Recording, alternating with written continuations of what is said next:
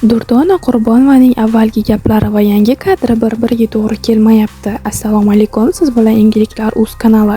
Bizga obuna bo'ling va like bosishni unutmang. Aktrisa Durdona Qurbonova ishtirokidagi yangi video va fotosuratlar ijtimoiy tarmoqlarda qizg'in muhokamalarga sabab bo'lib tarqalib ketdi. Gap shundaki, san'atkor avvalgi intervyularidan birida quchoqlashish yoki qo'l ushlashish kabi shunga o'xshash talab etiladigan sahnalarda ishtirok etmasligini, o'zini hurmatini bilishini aytgan edi. Shu bois uning shaxsiy qarashlari va prinsiplari ko'pchilikka yaxshi tanish. Biroq yaqinda ijtimoiy tarmoqlarda bloger Dilimi nomi bilan tanilgan bloger bilan tushirilgan kadrlar tarqaldi. Unda Durdona Qurbonova bloger bilan yaqin holatda turib quchoqlashgan holati aks etgani muxlislar e'tiborini tortdi va chuqur muhokamalarga sabab bo'ldi.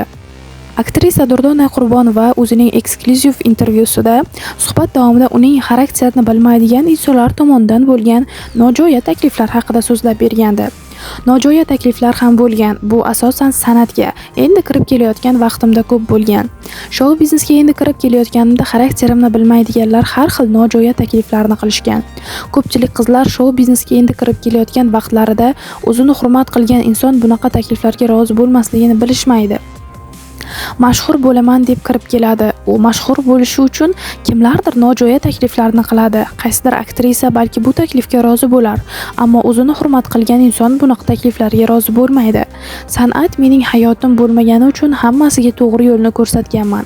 Urushgan vaqtlarim ham bo'lgan. Bunday takliflarni rejissyorlar, aktyorlar berishgan. Nojo'ya taklif faqatgina nojo'ya, ko'pchilik o'ylagandek yomon ma'noda emas, yaxshi ko'rib qoldim mazmunidagi so'zlardan ham iborat bo'lgan.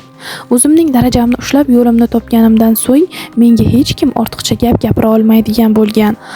Hattoki bolalar kelib gapirishga ham qo'rqadi, deydi aktrisa Instabloger Durdona Qurbonova.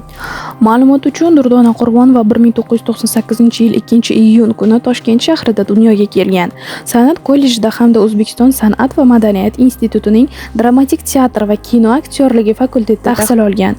50 ga yaqin film, seriallarda, 100 dan ortiq kliplarda bosh rollarni ijro etgan. Durdona Qurbonova bugungi kunda aktrisalikdan tashqari xonandalik faoliyati bilan shug'ullanib kelmoqda. Undan avval yaqindagina aktrisa Durdona Qurbonova onasiga kutilmagan tarzda Xonsaroy loyihasidan yangi uy sovg'a qildi. Aktrisaga omad va zafarlar tilab qolamiz. Bizni kuzatishda davom eting. Bizdan uzoqlashmang. Yangiliklar.uz kanaliga obuna bo'ling va like bosishni unutmang.